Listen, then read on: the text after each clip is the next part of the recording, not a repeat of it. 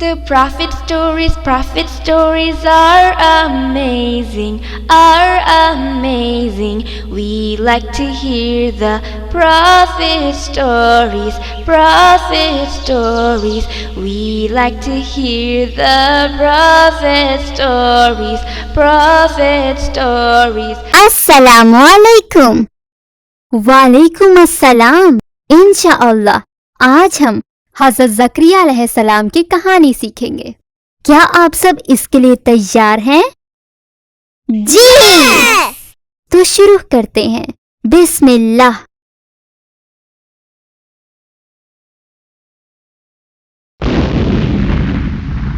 हज़रत ज़करिया अलैहिस्सलाम की पैगंबरी और दौर को समझने के लिए आपको उसका थोड़ा सा पस मंज़र भी पता होना चाहिए। हमारे नबियों की कहानी के आखिरी वाक़ये में हमने हज़रत उज़ैर अलैहिस्सलाम के बारे में बात की थी। आप अलैहिस्सलाम ने बनी इसराइल को इकट्ठा किया और अल्लाह के कवानीन कायम किए। उस दौर में फ़लस्तीन फ़ारसी रियासत की हुकूमत में था। फ़ारसी बादशाह ने हज़रत उज़ैर अलैहिस्सलाम की फ़लस्तीन को तामीर करने और अल्लाह के अहकामात कायम करने में मदद की। वो वक्त हज़रत ईसा अलैहिस्सलाम से तकरीबन 460 साल पहले था। बनी इसराइल के लिए वो बहुत अच्छा दौर था। लेकिन बहुत सालों बाद दिन गुजरने के साथ साथ बनी इसराइल अल्लाह के अहकामात से दूर हो रहे थे।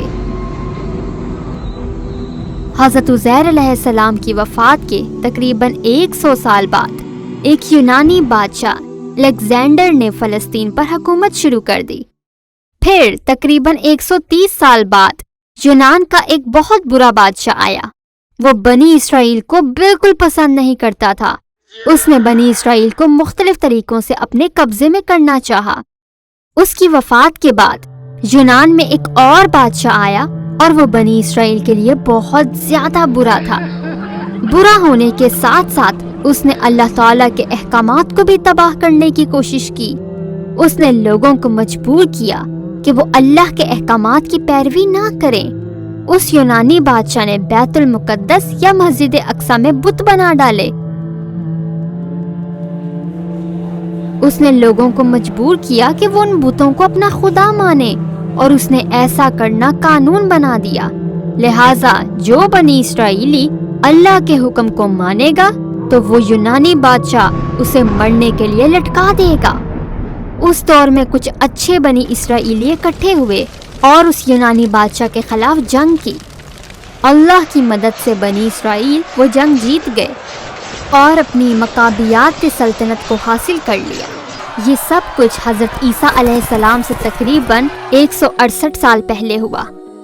शुरू में बनी इसराइल बहुत अच्छे थे और अल्लाह के अहकामात को भी मानते थे। लेकिन दिन गुजरने के साथ साथ वो लोग लालची और खुद गर्ज हो गए। उन्होंने मजहब को अपना पेशा बना लिया और अल्लाह के कवानीन को अपने फायदे के लिए बदल देते थे। वो लोग खुद में तफर्रुकात पैदा कर रहे थे। लिहाजा 100 साल के अंदर अंदर उन्होंने अपनी सल्तनत खो दी।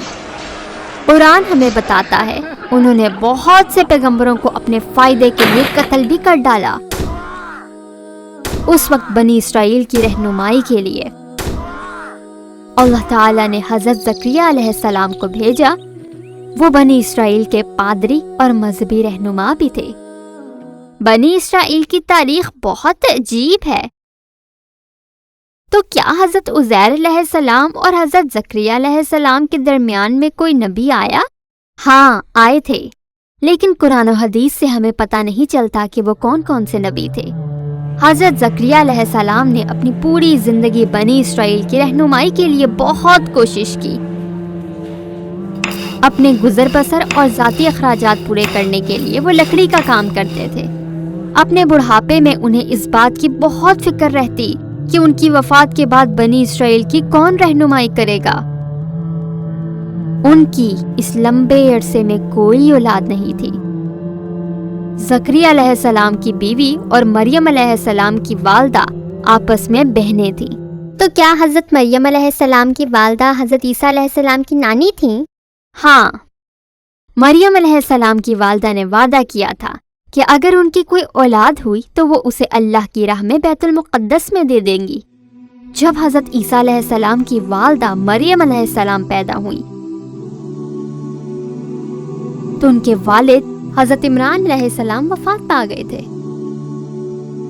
اپنا وعدہ پورا کرتے ہوئے مریم علیہ السلام کی والدہ نے انہیں مندر میں دے دیا، کیونکہ مریم علیہ السلام کے والد عمران چرچ کے بہت اچھے پادری تھے۔ بہت سے لوگ مریم علیہ السلام کو گود لینا چاہتے تھے، یہاں تک کہ ان کے خالو حضرت زکریا علیہ السلام بھی انہیں گود لینا چاہتے تھے۔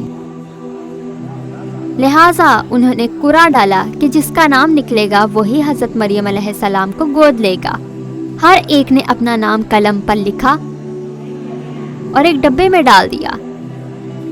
انہوں نے بچے کے ہاتھ سے ڈبے میں سے ایک قلم کو اٹھوایا اور حضرت زکریا علیہ السلام کا نام نکل آیا۔ دوسرے لوگ اس فیصلے سے بالکل خوش نہیں تھے، لہٰذا انہوں نے کہا کہ کسی اور طرح سے قرعہ ڈالا جائے۔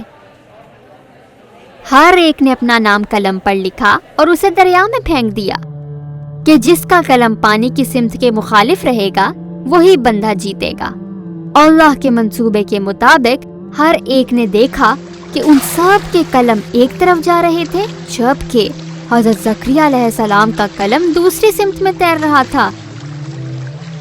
لہٰذا حضرت زکریا علیہ السلام دوبارہ سے وہ قرعہ اندازی جیت گئے، اور پھر وہ حضرت مریم علیہ السلام کا بہت اچھے سے خیال رکھنے لگے۔ اس دور میں عورتوں کو مندر میں داخل ہونے کی اجازت نہیں ہوتی تھی، لیکن مریم علیہ السلام بہت خاص تھیں۔ ان کی پرورش ان کی عبادت گاہ میں ہوئی۔ انہیں مندر میں رہنے کے لیے ایک خاص جگہ دی گئی تھی۔ اس وقت حضرت زکریا علیہ السلام کتنے سال کے تھے؟ اس وقت وہ بوڑھے تھے، لیکن ہمیں نہیں معلوم کہ ان کی عمر کیا تھی۔ قرآن اور حدیث سے ہمیں ان کی جوانی کا کوئی واقعہ نہیں ملتا۔ قرآن پاک میں اللہ نے ہمیں سورہ عمران، سورہ مریم اور سورہ انبیاء میں ان کے بڑھاپے کے بارے میں کچھ واقعات بتائے ہیں۔ اس وقت وہ تقریباً 100 سال کے تھے۔ جب بھی حضرت زکریا علیہ السلام حضرت مریم علیہ السلام کے کمرے میں جاتے تو وہ انہیں ہمیشہ کچھ کھانے کے لیے دیتی۔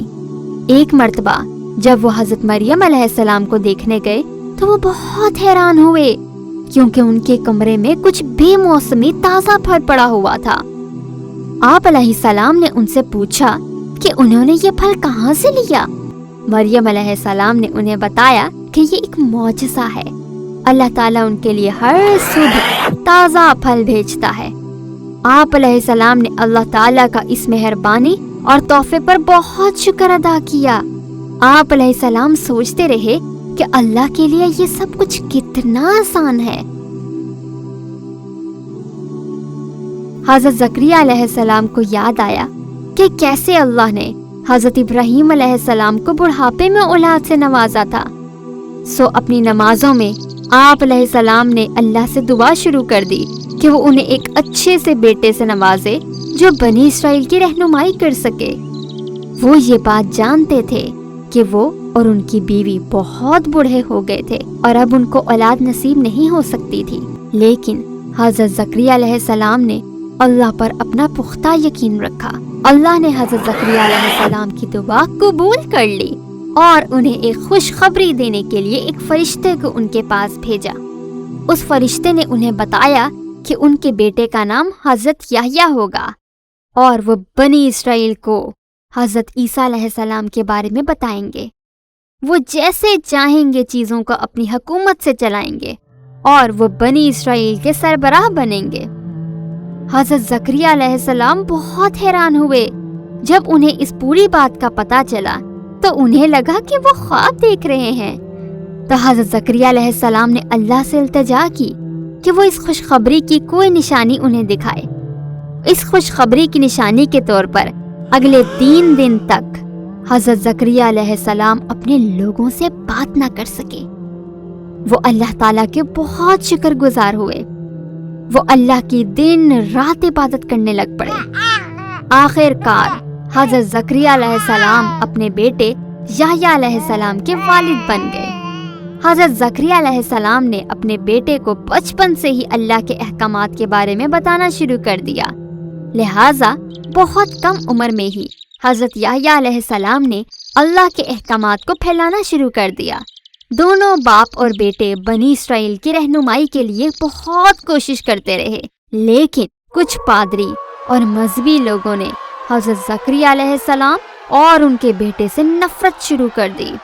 ان مذہبی لوگوں نے کیوں نفرت کی؟ ان لوگوں کو خوش ہونا چاہیے تھا کہ وہ دونوں بنی اسرائیل کو تعمیر کرنے میں ان کی مدد کر رہے تھے۔ شروع میں ہم نے سیکھا تھا کہ حضرت عیسیٰ علیہ السلام سے 63 سال پہلے فلسطین پر روم حکومت کرتا تھا۔ روم نے ایک بنی اسرائیلی کو فلسطین پر حکومت کرنے کے لیے چنا جس کا نام ہیرود تھا، جسے ہیرود دی گریٹ بھی کہا جاتا ہے۔ وہ بہت چالاک اور برا بنی اسرائیلی تھا۔ اپنی سلطنت کو چلانے کے لیے وہ تمام پادریوں کو بہت خوش رکھتا تھا تاکہ انہیں اپنے مقصد کے لیے استعمال کر سکے۔ ساتھ ساتھ وہ رومن بادشاہ کو بھی بہت خوش رکھتا تھا تاکہ اس سے بھی اپنے کام نکلوا سکے، لہٰذا ہیرود فلسطین کا بادشاہ رہا۔ اس دور میں بنی اسرائیل بہت برے بن گئے تھے۔ وہ غریب لوگوں سے پیسہ کماتے اور ان میں سے کچھ حصہ بادشاہ ہیرود کو دیتے۔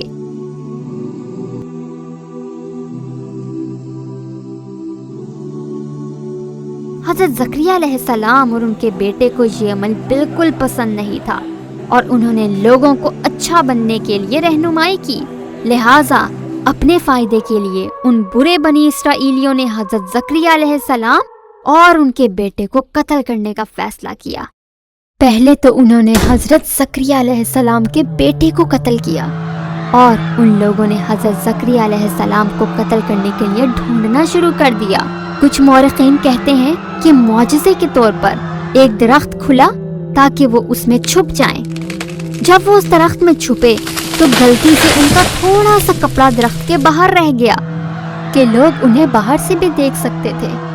جب شیطان نے یہ دیکھا تو اس نے اس سے فائدہ اٹھانا چاہا اور اس نے انسانی شکل میں آ کر بنی اسرائیل کو بتایا کہ حضرت زکریا علیہ السلام اسی درخت کے اندر چھپے ہوئے ہیں، لہٰذا ان لوگوں نے اس درخت کو ہی کاٹ ڈالا اور ان عظیم زکریا علیہ السلام کو قتل کر ڈالا۔ کچھ مورخین کہتے ہیں کہ اس وقت وہ 130 سال کے تھے۔ ہمیں ان کی قبر کے بارے میں معلومات تو نہیں ہے، لیکن بعد میں لوگوں نے ان کے احترام میں دمشق سیریا میں ان کا مزار بنا لیا، لیکن اللہ بہتر جانتا ہے۔ یہاں ہمارے آج کے پیغمبر کی کہانی کا اختتام ہوتا ہے۔ انشاءاللہ اگلی بار ہم حضرت یحییٰ علیہ السلام کے بارے میں سیکھیں گے، اور ہمارے تمام سپورٹرز اور ڈونیشن دینے والوں کا بے حد شکریہ جو ہمیں ایک مرتبہ عطیہ دے کر مدد کر رہے ہیں اور جو ہر مہینے کی ڈونیشن دے کر ہمارا ساتھ دے رہے ہیں۔ ان تمام لوگوں کا بے حد دل سے شکریہ۔ اللہ تعالیٰ آپ لوگوں کو اس عظیم ادارے کا حصہ بنائے اور آپ کو اور آپ کے گھر والوں کو اس دنیا میں اور آخرت میں اعلیٰ درجات عطا فرمائے۔ جزاک اللہ۔